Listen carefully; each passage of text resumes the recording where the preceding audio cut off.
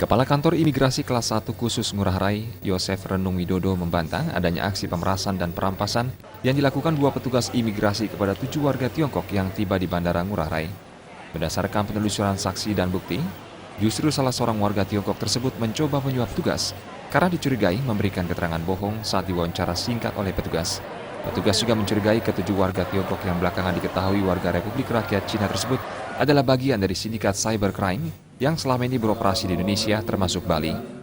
Meski demikian, pihaknya mengakui 2 oknum petugas dan seorang supervisor telah melakukan tindakan yang salah. Petugas imigrasi tidak dibenarkan menerima uang dengan alasan apapun. Selain itu, petugas yang piket pada saat malam kejadian dinilai telah melampaui batas fungsional. Kini, 2 oknum imigrasi tersebut telah diberikan sanksi skorsing. Menerima uang salah. Apapun alasannya, salah. Supervisor yang memerintahkan dengan bias salah. Sehingga untuk kesalahan itu akan kami tindak lanjuti dengan sanksi sebagaimana diatur dalam PP 53. Pihaknya juga mengancam akan menuntut salah satu warga Tiongkok tersebut karena memberikan laporan palsu ke Polresta Denpasar yang menyatakan adanya tindak pemerasan dan perampasan. Sayangnya, warga Tiongkok tersebut telah kabur ke negaranya. Desak Aryani dan Kadek Swantara, Bali TV.